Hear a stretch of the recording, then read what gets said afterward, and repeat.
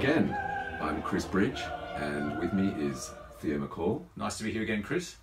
And we're talking about, on the 1700th anniversary of the Council of Nicaea, the history of the Nicene Creed, which is a whole lot more interesting than you might think, as we keep discovering. It's fascinating. I mean, I go to church on Sundays and I'll say the creed from the book, and it's the Nicene Constantinople version of the creed.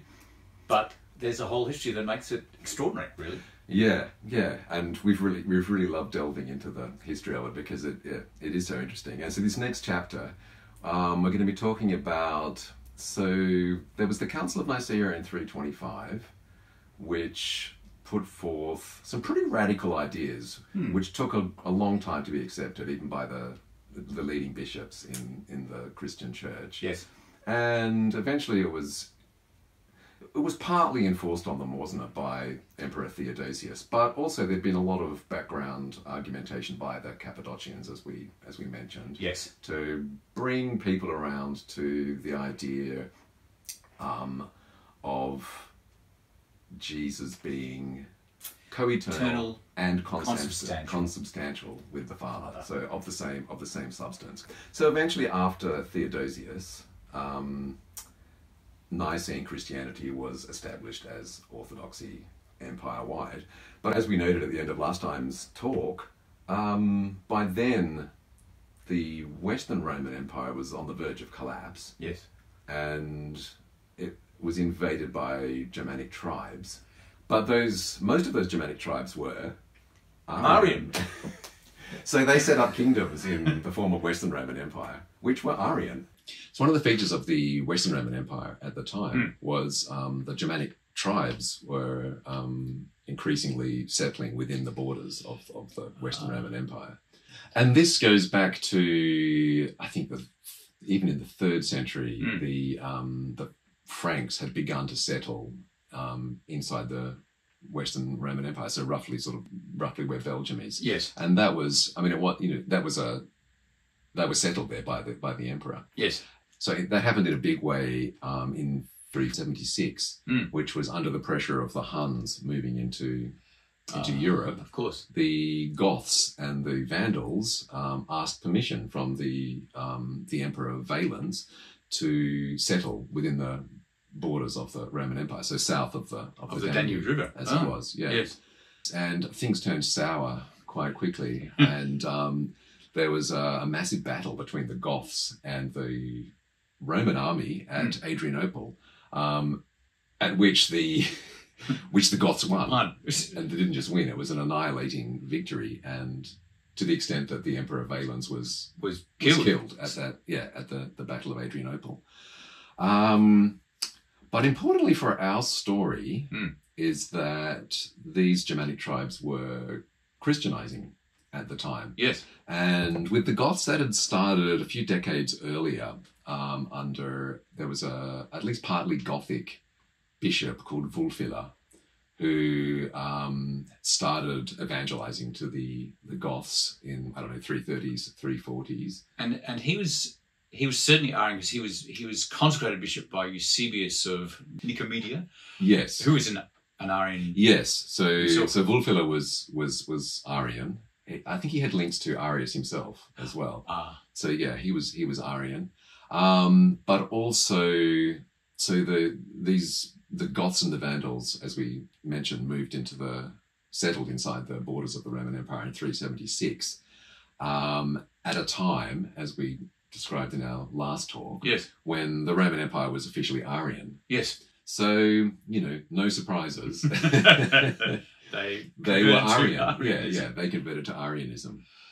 And so it was only then, after that battle, that when Theodosius then became emperor, that it became he reimposed Nicene Christianity on the empire. That's right, yeah. So Theodosius came to power as a result of Valens being killed at Adrianople. Yes. And Theodosius was a committed Nicene Christian, and yes, as you said, reimposed Nicene Christianity on the Roman Empire. But what did that mean for then the Goths and the Vandals, these Arian Christians who were still there. Yeah, well, it was a sign of the times. It was a sign of the weakness of certainly the Western Roman Empire. That, well, on the one hand, these Germanic tribes could basically roam wherever they liked within the Roman Empire. So Alaric and the Visigoths famously sacked Rome in 410. Fairly gentle sack, apparently. As these sacks go, yes. The Vandals sacked Rome more violently in 456. And Augustine of Hippo, we've mentioned before, in North Africa. He died shortly after he lost that famous debate with the Arian bishop. So he died in his hometown, Hippo, in 430 as it was under siege by the Vandals. By the Vandals, who were, of course, Arian Christians. Yeah, so that was one feature of the weakness of the Roman Empire at the time, that these Germanic tribes were roaming wherever they liked. And the other feature was that they didn't care. They couldn't care less what Theodosius thought was the official version of Christianity. They were Arian, so they stuck to Arianism. Yeah. So the other feature of the Roman Empire at this time was, or the slowly decaying Western Roman Empire, was that the Roman army, was increasingly made up of Germanic mercenary armies. So in fact, by the end, it was almost completely Germanic. And if they were Arian, what could you do about it? So there were special laws, even in the Western Roman Empire, to allow soldiers who were, so Germanic soldiers who were Arians, they could bring their Arian bishops with them. And another feature of the Roman army at this time was not just that they relied heavily on Germanic troops as mercenaries, but by then there were Germanic soldiers who'd worked their way up to the very pinnacle of the Roman army, and hence Roman power.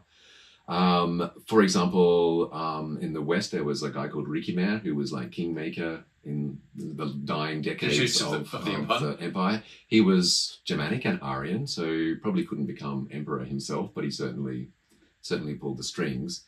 And yeah, there's a church in Rome which still exists, which he built. So, and it was an Arian church, so it was known as the Ecclesia Gothorum, later reconsecrated as Santa Agata de' Goti, so the Church of Saint Agatha of the Goths.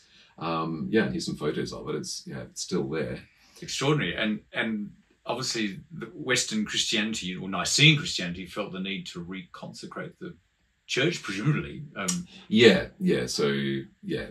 Whichever pope it was, decreed, reconsecrated as Nicene Christian.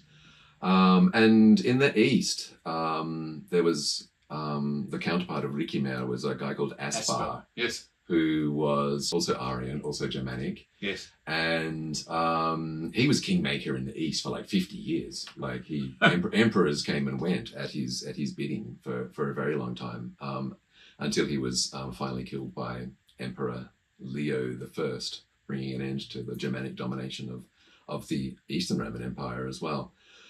So there was a point after the collapse of the Western Roman Empire. Yes. When these Gothic kingdoms had established themselves, and you can see them on the map. Yes. There was the Ostrogothic kingdom basically in Italy, and Dalmatia, that sort of area. The Frankish kingdom in what we now call France. Yes. The Visigothic kingdom was eventually in Spain, and the Vandals set up in North Africa. Yeah. And all but the Franks were Arian. And even the Franks, it was a close call, because King Clovis, who converted in 508, could have converted to Arian Christianity because his sister was an Arian Christian. So right, yeah. So Arianism was everywhere in the West. Extraordinary. So by the 6th century, it was so widespread in what was the former Roman Empire, Western Roman Empire. What happened to it? Well, we're going to talk about what life was like in the Arian West in our next talk. Fascinating.